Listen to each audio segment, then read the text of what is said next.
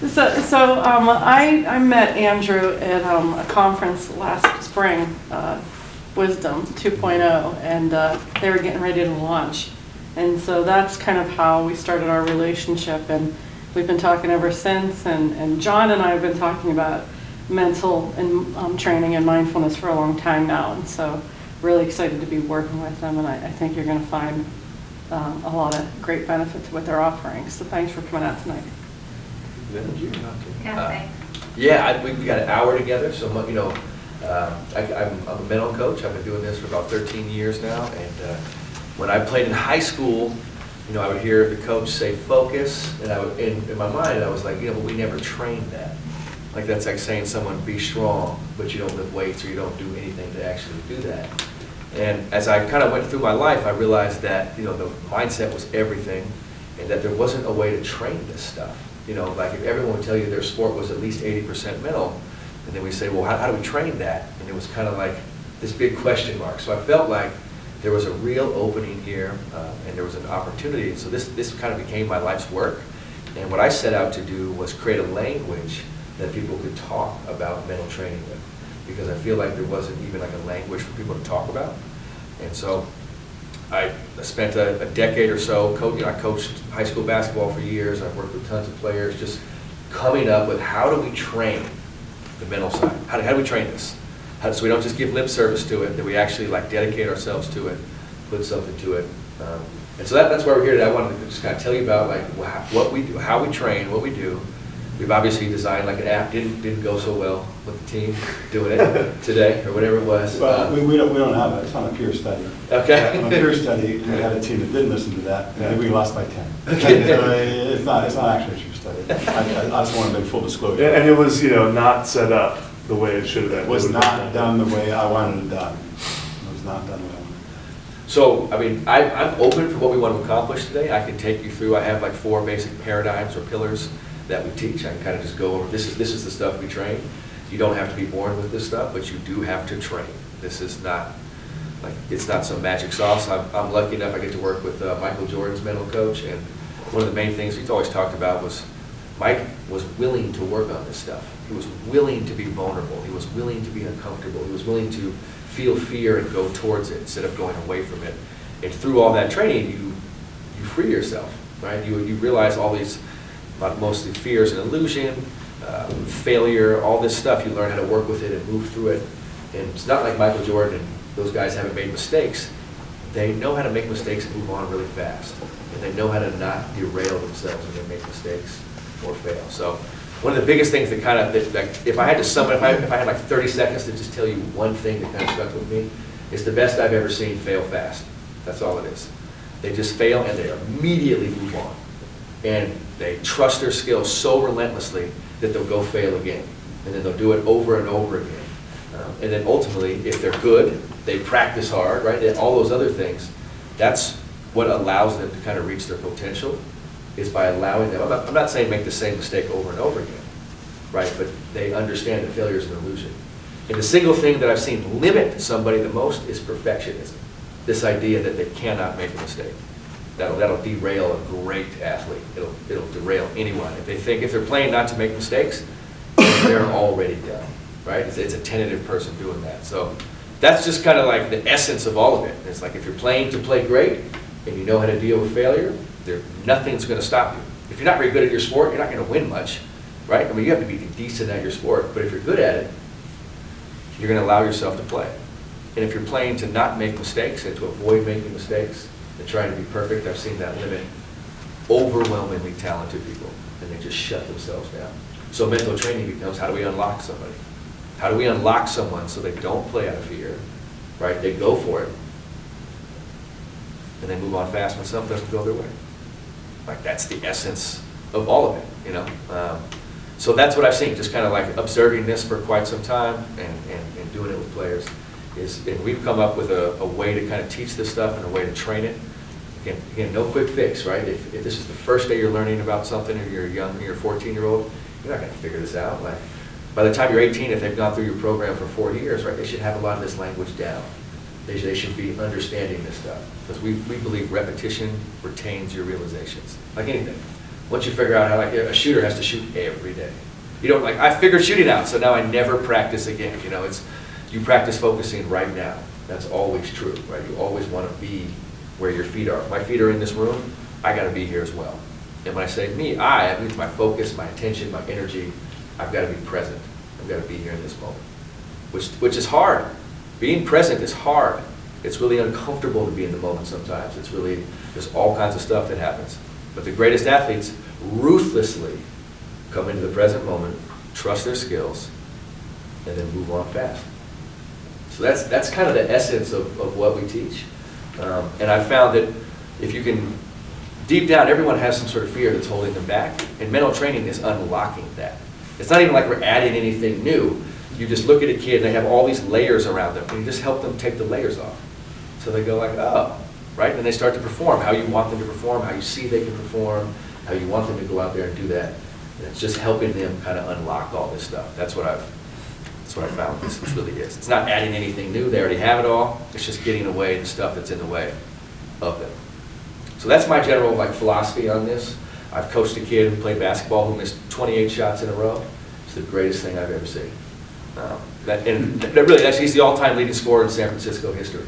So it's like, there's this, and the reason I bring something like that up is because the shots he was taking was good. He was fully focused in the present moment, and he was trusting his skills. Nothing went in, and that's how it went. That's how the day went. I coached him for 1,200 days, so I had him for a long time and all we would say is, so what, next play, so what, next play, keep coming. Be in the moment, trust your skills, trust your skills, trust your skills, trust your skills.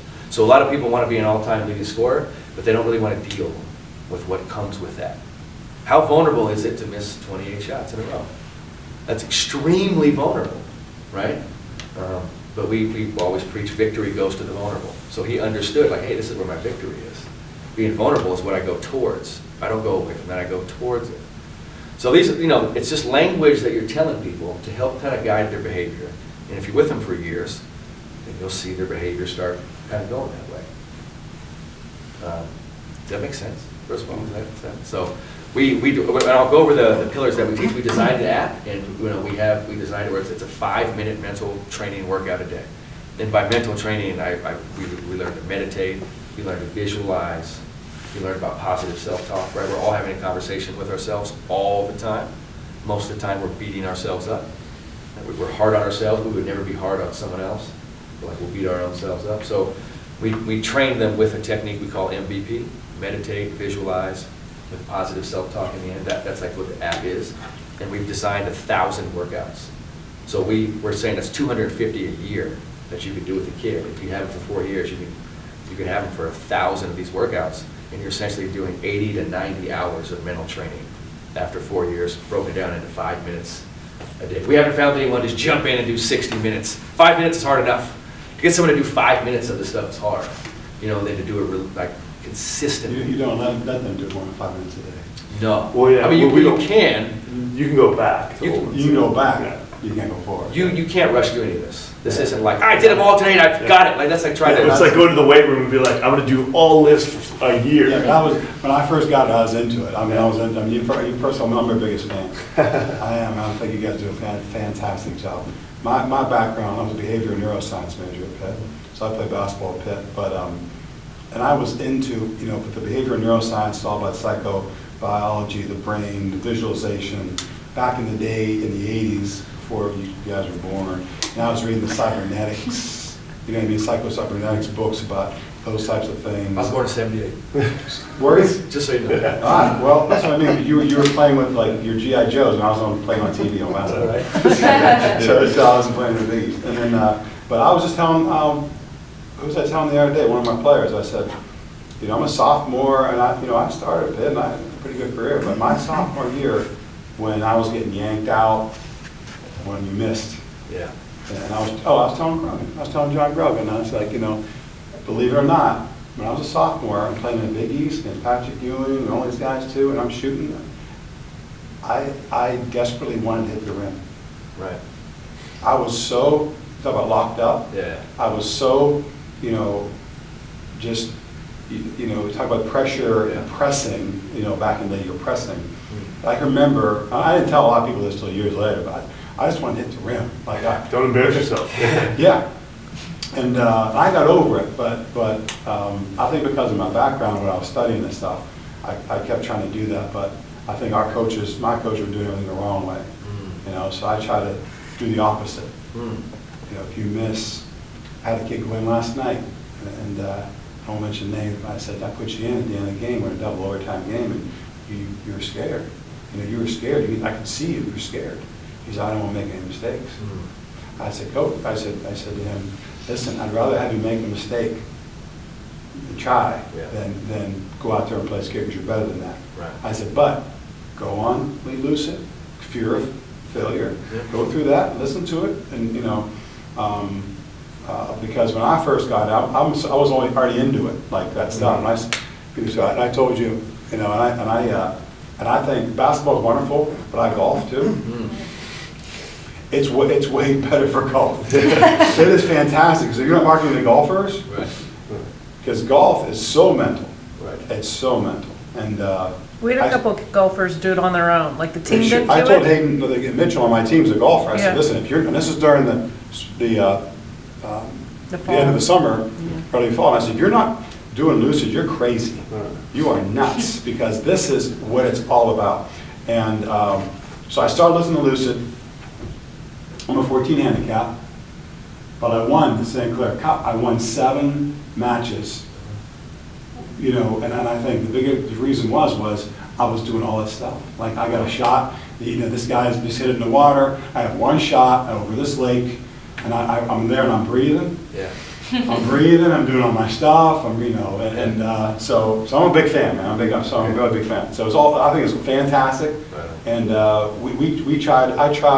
we all talked mental toughness, and I had my teams back in the day read books, mental toughness books, mental toughness. I think Dory picked it up, she did it with her team a little bit too.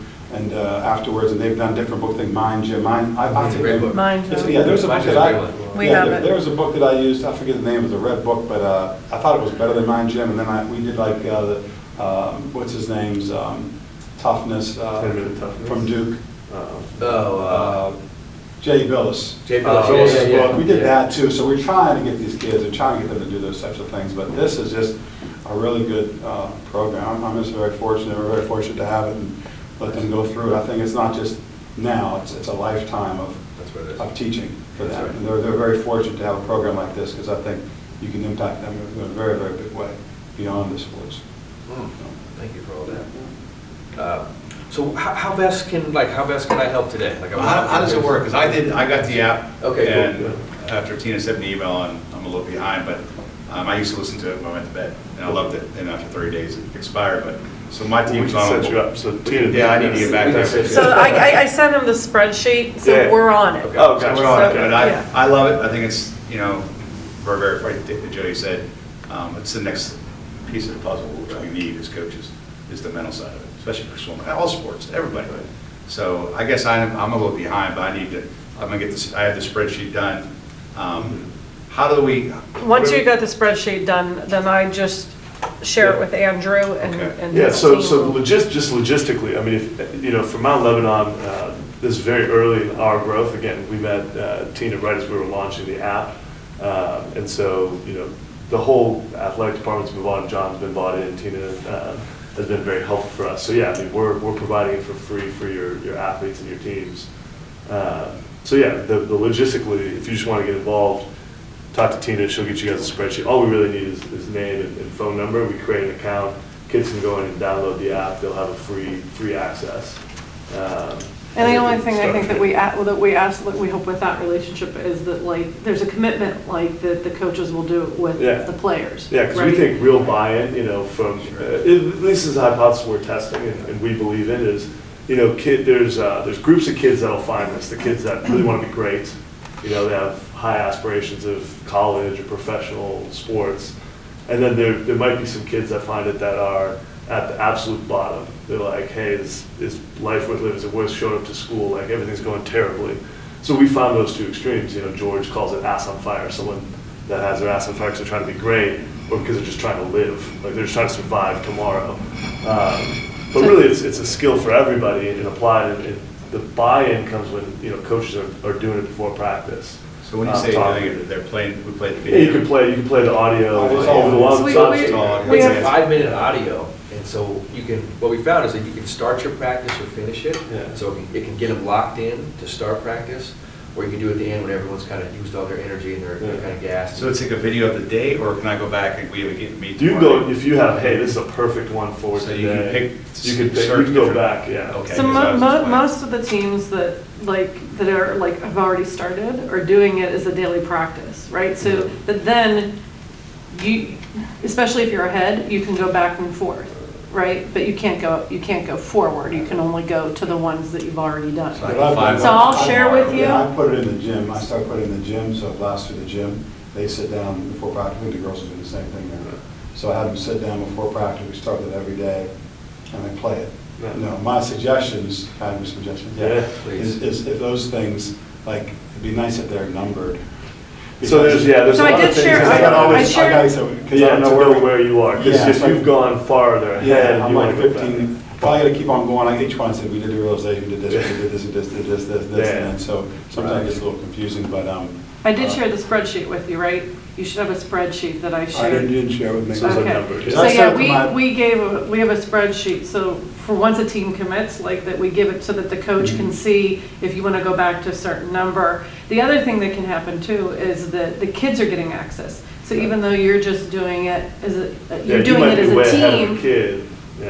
and then the kids, we want them that I'm they way want ahead to of them, practice. yeah, Yeah, exactly. But I'm listening to it again with them. Correct, yeah, Right. yeah, so they can And listen off part of me yours. goes along there, and, but I have some questions for you guys. but I'll- so the kids can then use it on their own as well. So the kids could be doing, so you don't know if they're going to do it at home or not, right? We hope and we can ask them to do it, but you know for the whatever days a week you got practice, that they're doing it with you for those that amount of So the time. 4 pillars are all, it's all web-based? I mean, it's all, I mean. So you want to all tell app-based, right? them a little bit app-based. about the pillars? Yeah, so I think we should cover Yeah, the pillars. we'll Yeah. kind of go through like, Yeah. kind of what we teach. Everything I do, I try to make it into a system so you can like do it again, so it's like easy. So we came up with 4 pillars or paradigms, and each paradigm or pillar has 3 parts to it, so that's all, I'll just break each one down to you. The first paradigm that we teach is what we call winning wisdom. And we believe knowledge is power. And the winning wisdom we break down into 3 parts. The very first one, this might be some of the stuff you were feeling in college, and this is what we've seen with a lot of players, is you are not the sport you play, period. You are a human being choosing to do something. You might do basketball, you might do swimming, whatever it is, but that's not who you are. So airball and 2 shots at pit doesn't affect you as a human at all. Basketball, sure, that's terrible, but human-wise, you're okay. And sometimes what we found with athletes is they go out there thinking they're their sport. And on some levels, right, we coach them to be like, yeah, you're a football player, but you're like, no, he's not. That's a human being choosing to play with a ball, play like a game. And if they can make that realization, they don't fear failure as much because they're not on the line. Sport's on the line, but that's not who you are. So winning wisdom, the first thing is you are not the sport you play. Right? That's like, and if you don't get past that, everything stops right there. Like, right away, you're not going to be willing to go reach your potential because you think you're on the line. So with some of the NBA players I coach, like they're super talented, but they don't want to miss shots. And you realize you're never going to allow you, and they don't want to miss shots because they think it's, it's like them. It's like, no, it's not, it's just a shot.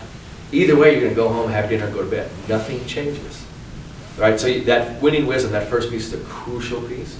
You're a human being choosing to play a sport.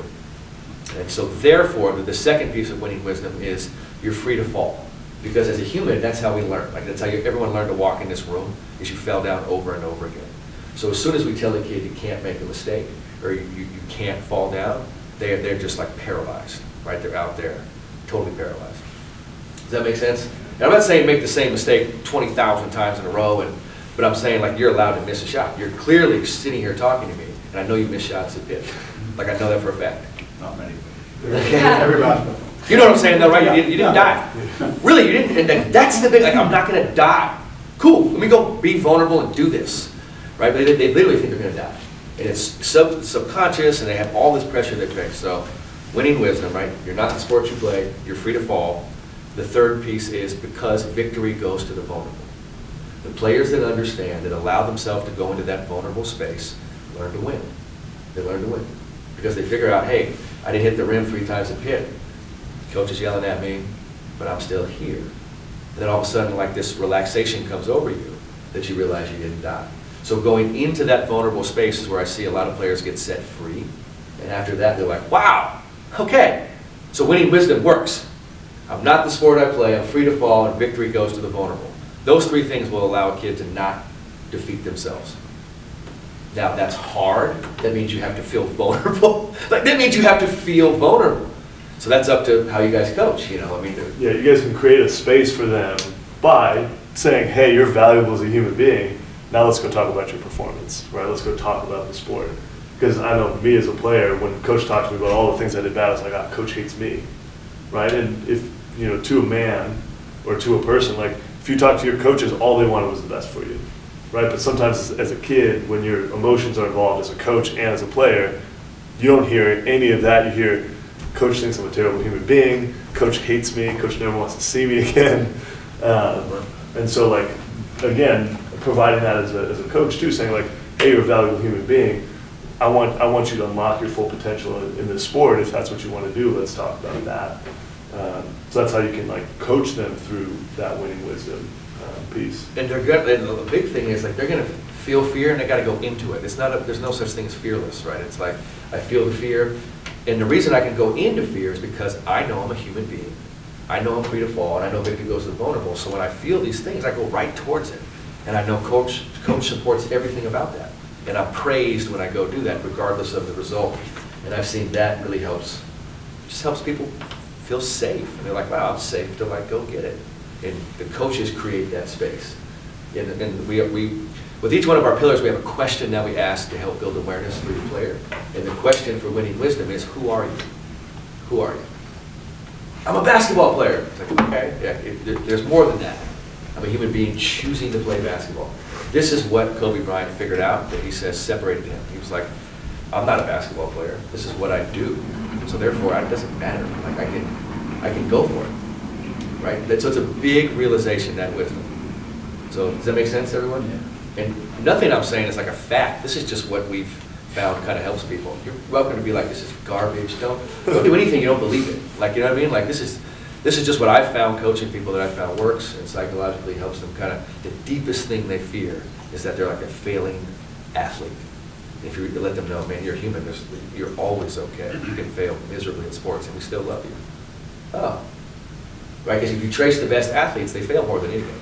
They just know how to handle it and they keep coming. All right, so second pillar is laser focus. Once you have that wisdom, now let's get our focus right. And laser focus, we'll break it down to three parts. The first part is win, right? W-I-N, but we use that for like an abbreviation to stand for what's important now. And the irony of winning is focusing on results and outcomes does not get you good results and outcomes, right? Focusing on results and outcomes makes you're about to shoot and you're like, I don't want to miss, like it's paralyzing to focus on results and outcomes, and you can't control them. So it's like telling someone to focus on, yes, we all want to win. In this room, I assume everyone wants to win. I assume that's what you want to do in a game. Focusing on that is not going to help you actually win. Because winning is somewhere in the future. The present moment is what we control. Winning is an adding up of a bunch of moments that will equal some number. And if we have a greater number in the other team, then we're proclaimed the winner. But if I'm in this moment, winning has nothing to do with what's now. I have to be in this moment doing whatever it is you guys have to do. I like to have players be assertive and aggressive and attacking. I was like, just do that all the time.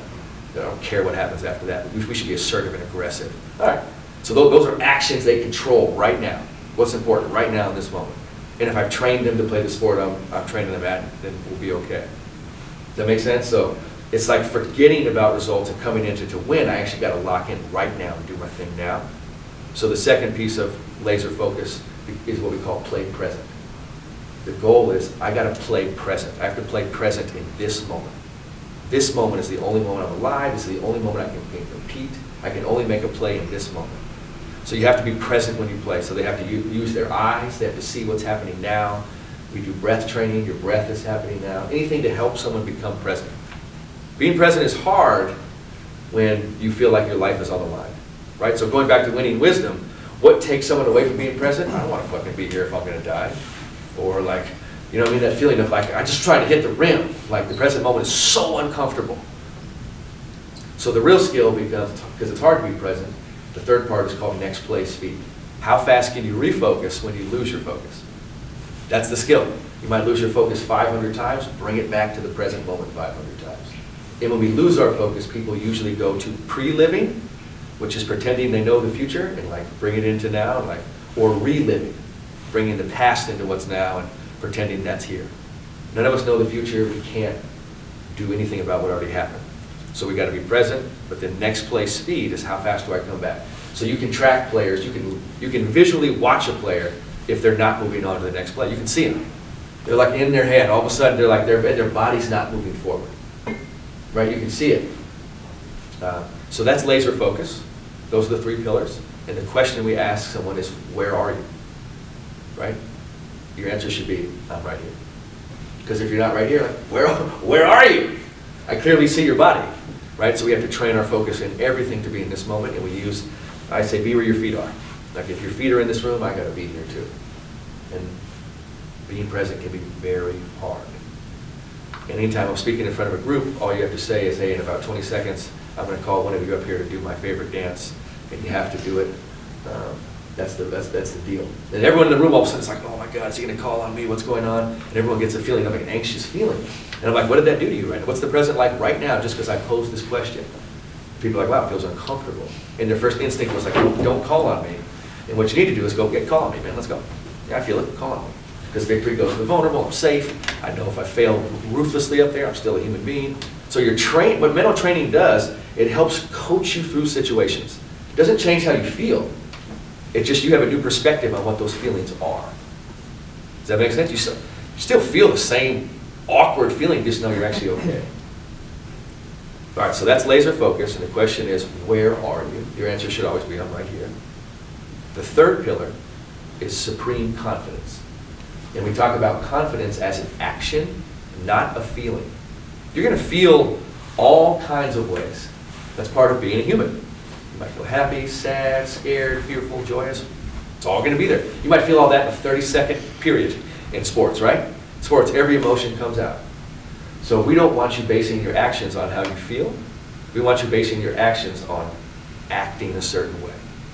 So confidence is an action. And we look at you're acting 3 ways. The first level of confidence is fear-based action. And everything you're doing is to avoid fear, is to avoid failing, is to avoid making mistakes. I would say 90% of athletes are in this space. If 2 things go right to start a competition, then all of a sudden they feel great and they act great. But if 2 things go wrong to start a competition, they're out. They're like, not my day, I'm not going to, their whole focus is on results and outcomes. Everything is based on not being vulnerable, not going into fear. So you might luck into a good performance, but most of the time it's not going to be there. It's very shaky. That first level of confidence is shaky. So we want to evolve it to, instead of being based on fear, let's base it on faith, and let's base it on a process that we control. So now I have the same feelings as level 1, but I'm going to trust my skills. I'm going to be in the present moment. I'm going to be vulnerable, and I'm going to keep doing the same actions even if I feel however I feel. Right? That's level 2 confidence because you can trust your process. Your process is what you control. And all coaches give their players a process. Right? You all tell them what to do. And it's believing in that all the time. And if you stick to level 2 confidence enough, which that's work, right? That's real work. To do something when you don't feel like doing it, that's work. But that's where your freedom is, right? That's where the player breaks through. And if they do that level of confidence enough, hopefully they have an experience where it works. Where they go, oh, it does work. Like if I stick to having a great attitude, great effort, I'm always focused on the task at hand, man, I do get results. So the third level of confidence is what we call supreme confidence. And that's where you know your process works. And if any of you have ever coached an athlete that knows their process works, where they stick to it through the tough times, like that's real confidence. We've seen pros do that. All kinds of stuff goes wrong. They stick to their process because they know I'm good. They know my stuff works. It doesn't matter if I haven't got results for a while. Right? So that's the level of confidence we want people working towards. And the question we ask is, how are you acting? How are you acting right now? Are you acting like afraid? Are you going away from fear? Are you still feeling fear but acting on faith and doing the actions that you know you need to do? Or have you experienced supreme confidence where you're like, I know this works? If you have a player that's experienced that, you know that because they know it. They're like, I know it. I know this works. I know my process works. So yeah, the question is, how are you acting? So the skill is act your way into the feeling. Most people feel their way into action. So however they feel right now is going to dictate what they do. And what we want an athlete to do is, however you feel, this is what we're going to do. And you're going to literally act. It's an act. There's a camera on, here's the scene. You're the most confident athlete in the gym. Ready? Action. Act it out. What does it look like? I'd walk, my shoulders would be up, I'd be moving fast, I'd move around. Act. Everyone can act. And when you tell them, like, you don't have to feel it, act it. And then after they act it for a while, guess what happens? They start to feel it. If we all acted really sad right now for a while, just really started talking about the saddest shit in the world, we would get sad. Someone would bring up some heavy stuff, we start crying, like that. That's what would happen. Because that's we would start acting like that. So as athletes, I want them to act their way into the feeling. Again, if our first paradigm is winning wisdom, we've set up that it's okay to act your way into the feeling because you're not in danger whatsoever. You can feel totally vulnerable, feel fear, still do it. If they bought into winning wisdom, they're like, I have to, like, right? Because they're safe. If you believe you're a human playing the sport, I'm okay. Free to fall, victory goes to the vulnerable. Well, here it is. I want to win, so I'm going to act my way into the feeling. So when I tell people before I go speak, I tell them how I feel before I get in front of a room. I feel uncomfortable. I feel like I'm going to use the bathroom in my pants. I feel like my brain is going too fast, right? But that's okay. It's okay. I can feel vulnerable. Go do it anyway. So these feelings never go away. You just learn how to deal. You learn how to deal with them, and then they're not so debilitating. So much of mental training to me, initially I thought that I would just change how I felt, and I would feel confident all the time. That's not what it is. You feel how you feel, you just know what to do. That's all it is. You don't necessarily change, like, I'm awesome all the time, but nah, it feels really shitty, but I still know what to do. I still know what to do. And am I competitive? If I am, then I'll do it, right? So that's the third paradigm, confidence. Confidence is an action, not a feeling. You can feel all kinds of, it doesn't matter how you feel, you can still do it. Okay, and the fourth paradigm is competitive drive. It's competitive drive. And we look at competitive drive, the question we ask is, who's the competition? And we look at competition at three levels. The first level is you think the competition is the other team. You think the competition is the person guarding you, the other opponent, right? That's very shaky, because if the other person is extremely good, you might shy away. If they're not good, you might limit yourself, because how often do you see teams play down if someone's not very good? If you're basing what you do based on somebody else, that is a helpless situation that is out of your control. So the competition is not the other person who you're playing against, it's yourself. It's yourself. And once I found out that the competition is me, and anything that takes me out of this present moment, anything that doesn't allow me to be vulnerable or to believe in my skills, that's what I'm competing against. Like if Andrew's guarding me in the basketball court, he just happens to be guarding me. That's not who's stopping me. If I get out of my own way, there's nothing he can do. Nothing. Nothing. Right? So most people are at level one. They're trying to stop the other person. And if you can get them to go, really, the only thing that ever stops me is myself. Let me work on myself relentlessly. The third level of competitive drive might present itself, and that's where you actually realize you need an opponent. That it's a collaboration. It's a collaboration. The better your opponent is, the better you are. It's a very high level of sports. But most athletes, if you guys got a good high school team, if they walked in to play pickup or to train, and there was a bunch of 4-year-olds there, none of your athletes would be happy, even though they would beat the dog shit out of those 4-year-olds. Make sense? Like, but so you'd win every time, but be bored. So there's a certain level everyone understands you need a good foe to help you. And when you really harness your competitive drive, you really pray they're great. And you hope they're great, because that's going to bring out everything that's inside of me. And the better you are, the better I am. Right? So I wouldn't tell someone who didn't understand that to go hope your opponent is great. Don't tell that to someone unless they're there, unless they know what that means. Right? They have to be a savage competitor who's like, I beat myself so viciously, I need other things to be here to help get more out of me. Right? They crave that. They crave that stuff. So it is a collaboration. So that's the fourth paradigm. And the question we ask, who's the competition? Is it you?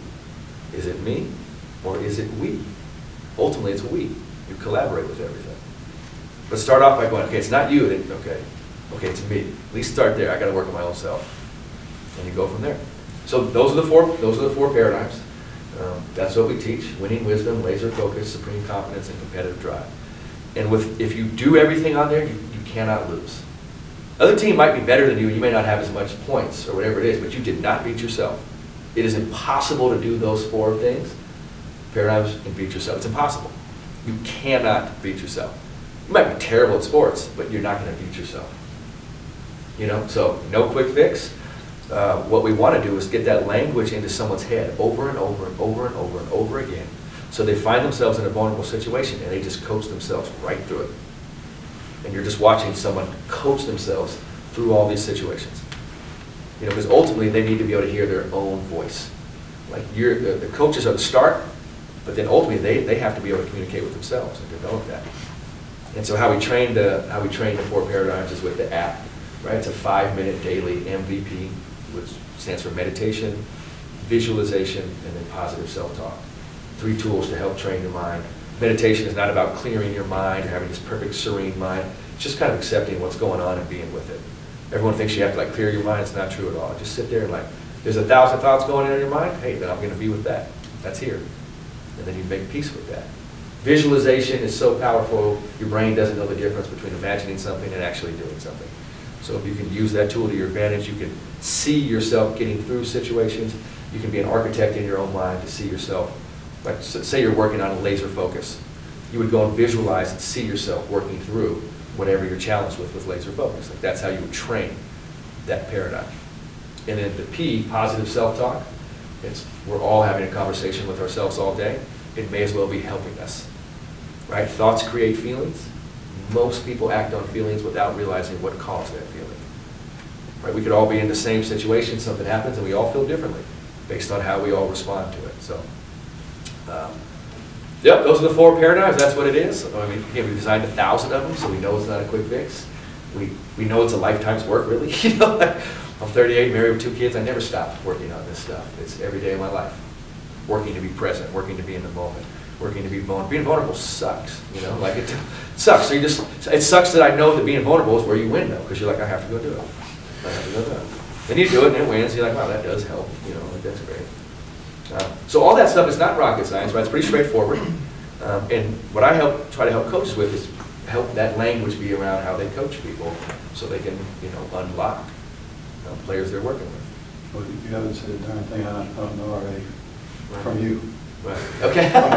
From you, honestly. So I'm unaware. When I started, like, when did this whole start? They So came in August. I'm slowing down now because I'm home with my team. Yeah. But literally, I haven't done every word's coming out of my That's mouth. awesome. That makes me feel good. That makes Yeah, I mean, it's complimentary. I'm just telling you. I Yeah, knew it. no, that's So, awesome. It's all I don't know what you repetition. guys are, but I'm like, you know, I feel like I'm with the Pope right now. I was like, yeah, I just do them every day. Can I get an I was excited. I amen? told myself, my meeting. So awareness activates your ability. You're already Yes, really he's the aware. voice. I'm on The girls' basketball but team even is like, the you were voice. saying to me, like, even like last night, but you know, we played a number 3 team, you know, and I went after them. I said, these guys, you know, I'm listening to collaborations. Like, these guys are here for you.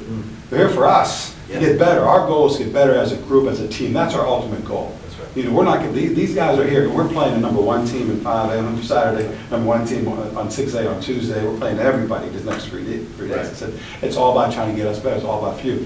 But what you kind of said was, is it too much? They don't know that. Is it too much to tell them that? Right. You know, I don't know. But because we're still. We can still make it about competing against themselves. So they might not see the Yeah. collaboration, oh, like, Yeah. this person, you're like, coach, like, they're just too good. No, Too good. It's it's like, oh, it's about competing against yourself. And That what can thought, we learn? coach, they're just too good. No, that's what we compete against. Yeah. F that. Let's get in the Yeah. moment. Let's be present. Let's trust all of our skills. Let's compete against that. And ultimately, we do need an opponent. Yeah. Like that, you know, like we To be the best, you do. You do. How boring it if you don't have an opponent. Like, that's just like. Worthy foe, right? Yep. Okay. Yeah. So it's repetition retains these realizations, so it's all about reps. We know awareness starts it, awareness activates this, and we're hoping it leads to an experience, evolves your enlightenment. So once you go, I get this, I've heard this message, we hope you go have an experience where you go like, oh shit, like, there it is. Like, there's what I'm trying to get. And that's what coaches can help with too, is because a lot of times you have a lot more, of course, you have a lot more experience than your athletes do. So, and more life experience. So when your athletes are going through it, you feel like that you can help them tie the words they're hearing to the experience they're having. Because you may not know exactly how they're feeling, but you can probably see it on their face before a swim meet. You know, kids like they're gone because maybe the top couple swimmers are in their heat, and you're like, cool, like this is that moment where you're focused on competing against somebody else, and let's just get in the pool and swim your best round, you know, whatever that is. Or Have you done it yet? Have you done No, it? not yet. I've had the 30-day trial, but I haven't, so I mean, that's something. We'll get you hooked up. Yeah. So some of our coaches that are using it, like, they'll play it on the way to work, so they hear it just Yeah. that first time, because they want to have some of that language, because the best part, which you guys, alluded to in the beginning, Right. was that once you play with the team, that's part of that community experience, but then if you can start using that language and seeing how it applies to your Well, personal if sport. there's like, if you want to think about maybe what you'd want to discuss with the team Exactly. after. One Exactly. thing we've thought about is, first of all, getting a kid to have to speak in front of a group is awesome because it makes them feel extremely vulnerable. And if you say you play the lesson of the day, you do it before practice or after, just let them know, I'm going to call on one of you to talk about what this lesson means at some point in front of the whole group, but just let them sit with that the whole time. Like you're planting a little vulnerable seed in them, and then no one knows who has to present. At the end, if someone has to present, that means they should know this stuff too. Like you have to come back to, and then they sit with this thing, all practice this vulnerable thing. Ultimately, they should be comfortable after a while, after they do the training. And they should lock into practice knowing that, yeah, that's going to happen later. Whatever. That's in the future or the past. Call on me to present, but if they didn't listen to it, you're already in a bad place. But like, just getting it engaged with everyone, and using it as a tool for them to get them to present, to get them to be, like, a lot of teams get in a circle when they're done, they do some sort of activity like that. There's your little moment to have someone talk about, hey, what came on Lucid today? What did we learn from that? How does that apply for you? Yeah, what'd you notice in practice? What'd you notice in the notice? last game? What's an experience you might And have had with that? we're just finishing up making a poster right now, so you can visually have the 4 pillars up with the questions, the 3 pieces for each one. So it's just so straightforward. And you can have it in your locker room or somewhere, so a kid walks by and goes, there it is, like, there's the 4 things I practice every day, there's the questions, this is what we talk about all the time. So we know it's just audio, we know we need some visual stuff. We need something where people can see it. I'm a visual learner myself. It's tough for me to even remember what's going on. So we're definitely working on that. So players see, like, oh, this is the 4 things I'm practicing. How am I doing it all? It's like they have an awareness as they go through. And we want to know how can we help facilitate with you guys, because again, we're early on. The one product we have out now is an app, and that's probably the thing we push people to as the daily training. But we want to know, how do we support coaches? How do we support parents? Like a big component of what you guys are doing is, kid gets in the car after a basketball game or a field, how did you win or lose? If the parent wasn't there, how'd you play? The kid's thinking, how did I play? Like, did I score? Did I play well? Did I turn the ball over? Did I, make mistakes or errors? Instead of, we want to help them think. Parents say, how was your attitude? Did you have a great attitude today? Like, no matter what your skill is, you can show up with a great attitude. If you show up with a great attitude, like, that's all, you can ask sometimes. How was your effort? How was your focus? When you lost your focus, were you able to get it back fast? Are you thinking about something else? And so that empowers kids, because if you come in and say, did you win or lose, kid can't control that. Especially if you're on a team, you're like, hey, I played great, we still lost. Now, like, none of that matters. Why'd you lose? Exactly, but it could be, if you come in and like, yeah, I had a great attitude, great effort, great focus, we still lost. Like, cool, now how can we move forward? And that's where, as coaches, you can work with that versus they lost, and they might have done a lot of things great, or they won, they might have done a lot of things wrong. You're like, oh, we won, like, that's the end of the story. You play basketball, so you can coach a great game and lose. You can Exactly. You can coach a really shitty game and win. So that's not, it's, and there's a bunch of coaches that win and still feel really down because their team didn't really, and you've had a loss where you're like, hey man, like, that was everything. Like, just because we didn't have any points, or it doesn't matter. Like, and so if we can coach on the stuff they control, it empowers them because they control it. There's nothing more unempowering than someone wanting you to do something you can't control. Like, hey, we got to make this basket. We got to score that. Like, You're like, I'm trying to make every possession. basket. Like, you know what I mean? Like, we got to make this time. Yeah, we need to get a stop. It's like, I'm trying to get a stop every time I'm on the court. So they feel that. They feel it. And really empowering thing too. Ultimately, like, they're going to watch your behavior. So like with my little kids, doesn't matter what I say, they're going to copy my behavior. Andrew always talks to me, like, how do I teach my kids, like, mindfulness? He's got, like, his daughter at dinner, and I was like, Mommy, this dinner's fantastic. Like, this dinner, she's 4. What is she, 3.5, 4? Yeah, she's bright, and I was like, I don't teach her anything, she just copies our behavior. Yeah. So I live these paradigms, like I live these pillars, and I found that really helps transfer it on to people. It's not like you give them lip service and want your kids to do them, but you're not really doing it. You know, so if you want your kid to be vulnerable, I found it always helps to share a situation when you felt vulnerable and what you did in that. They're like, wow, you're a real human. Like, we thought you're just like crazy coach, it's like got it all figured out and you're always right. Like, when you let them know you've had those experiences and this is how you work through it, and you had to realize you were a human, then they go like, wow. Kind of opens the door if you're kind of a part of this stuff too. That's what I found is really, really powerful, because they're curious about how does this affect your life? Like, when are you vulnerable? Really, you be vulnerable? And that's just something you're proud of? How does that work? That seems foreign. That seems like counter instinctual to me, you know? So the more you guys live it, and the more they just feel it in you, it transfers over. You know, like it really does. So. Any questions? Yeah, that's We got about 10 minutes. Whatever you Yeah. guys want. Is it still just an Apple You're gonna app? have a person time. Yeah, so it's still an Apple That's so app. unfortunate. I'm so sorry. He's at Gerard's. Sorry. Yeah, so we can figure out, I mean, these are all Send any audios information, in you know, Dropbox, I mean, Mhm. we can share them, I mean, again, so I've put pressure on, so our tech team and even our CEOs put some pressure on our tech team to like, get this moving forward, and one of the reasons it's only on iOS right now is because we want to perfect the experience before we have to like fix it on 3 different platforms. Right. Right. That Makes doesn't sense. mean we can't find a way to get audio. And one of the things we've done when we've presented at schools, when kids download, yeah, there's going to be some that have it, some that don't. And if it's a team, we're like, great, buddy system, because you can share them. So technically, if you have it, Okay. she could share the workout if she has an iPhone and share it to you in I'll a be text your buddy. message. And then there's just a link you can click on it, and then there's a mobile web player. Right, so you can listen to the workouts. You're not going to have the app experience, but Mhm. you can still get the You still hear it, workouts. okay. So with a team, yeah, if you have like a team captain or Right. somebody like, hey, you're making sure that everybody gets this, even if they don't have an iPhone. Right, okay. But yeah, the idea is we're going to start moving that direction. The goal is by end of Q1, so what is that, like March time? Okay. Be a lot further along towards having that. Okay, great. And for the team practice, you really just, Yeah, she one one of you person. have Right, it. right. And you can maybe, Right. you know, put it out on a portable speaker, or Right. depending on where you're But at. for him, like as Yeah, a coach, wanting to exactly. like Oh, do it yeah. before. Well, Absolutely. Yeah. Exactly. Yeah. And one of the things we're going to work on too is providing resources for coaches, whether it's video series, whether it's more information on the pillars, whether it's workbooks that you can either use with the team or even do yourself, like We're we going to said. do like a coaching training, so you guys can kind of stay ahead Yeah. of what's going on with the kids, and we can do like a more intensive training, or, you know. Yeah. So you have a high level overview, and you're like, cool, if they learned to work on this pillar, you would know how to talk about it.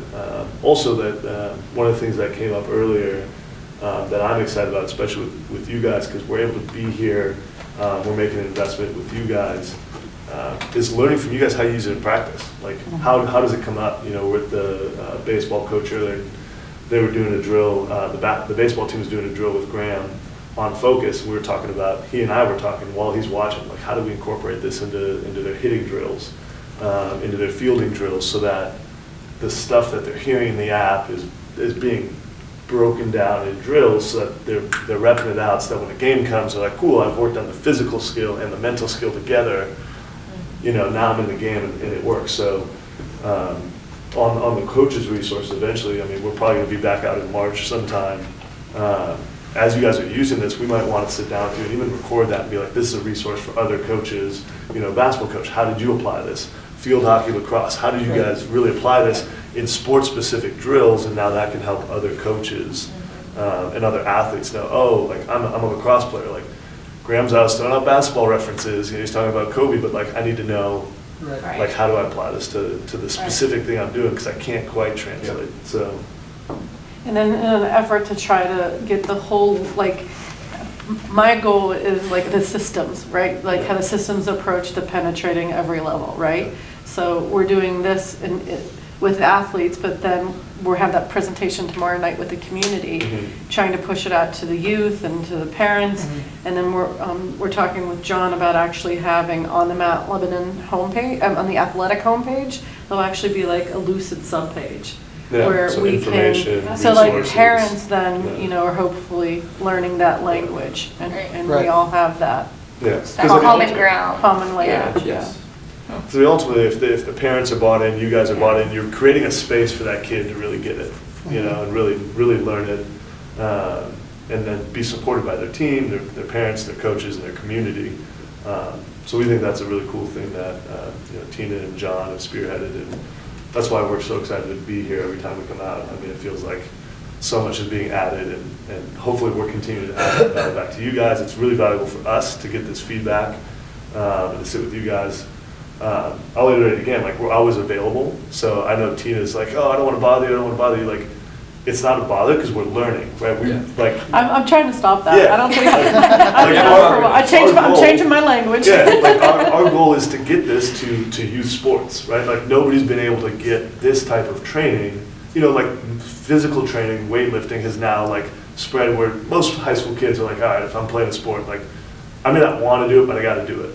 And they look on later in life, they're like, I'm glad I like got that baseline, because I have friends that, early 30s that never worked out in high school, never lifted weights, and I'm like at the gym with them. I had lots of years of training from sports and basketball in college, where they're like, can I just work out with you? You're like a trainer. And I'm like, sure. So this is like a similar thing. We want to do the same thing with mental training. This is something that parents always talk about, life skills. Coaches talk about life skills. It's not, most of your athletes are not going to go be collegiate or professional athletes. And we want to give them these tools, and we spend our time thinking about this. You spend your time thinking about basketball, you spend your time thinking about swimming and how to maximize that performance, and we want to come in and give you the tools, because this is what we think about all the time. So moving forward, if you getting that spreadsheet done, and then I'll talk to you just to go over a couple of things. I'll make sure that I share out the curriculum The with 2-page the participating curriculum teams. pillars, yeah. If you guys are, you can, I don't want to put you any pressure, but if you decide that you're on board, I'll talk to you about how we can get you started. And Right. That's what I wonder, like the timeline of it. Like obviously from lacrosse is closer than field hockey, but we do have a lot of girls that are, And if you have off-season, like crossover. make it available to them so they can do it on their own, and then you can Right. say, hey, once season starts, we're starting from the beginning and Right. doing it as a coordinated. Because you might say, same thing, weightlifting. Hey, here's some training stuff for you guys to do. Right. It's on themselves to go do it. Right. And some kids will take to it. But yeah, some first won't. day we're starting back. Yeah. And so, and let us know the features, because I've been pushing again. Our tech team gets annoyed with me sometimes because I'm like throwing out more, and they're like, hey, build one feature at a time. Like a coach's feature, where like, hey, if you have a team, how can you bring them together? You can monitor training, just like a strength coach. Like, here's your workout. I want to see at the end, what are the weights, what are the reps, so that you can work with them. And there might be a game where you're like, hey, this player really needs this workout. Let me share that workout with them and let them know. So there's a lot of things. So as you guys experience it, use it, work with your players. Again, you're the ground level of what we're trying to do, and your feedback is invaluable to us. That's why Tina's like, oh, I don't feel good about you guys flying out. It's expensive. It's like invaluable for our growth. As a company, we rely on coaches and players providing feedback. Otherwise, we're sitting in some ivory castle out in California, be like, this is what works, and if we do that, we're going to lose touch with kids. We want kids giggling about the guy that says get lucid, because that means they're using it, they're engaging, they're like, it's the voice. So funny, man. Yeah, wait till you'll see. If the kids play it and then they meet them, Talk about being vulnerable. I have to put my voice out there. It is so vulnerable putting your voice out. Oh, yeah. They'll tell you their opinions about it. I told my team that, you're meeting the voice tomorrow. Yeah, the voice, the voice is coming in. Well, thank you guys. Yeah. And thank you guys for coming out. We'll Thank be you, in guys. touch about Yeah. next steps. Check in. I appreciate Okay. it. Yeah, we got the easy job. We're just like, hey, now you guys go do it with your kids. Like, you're the ones that have to front line.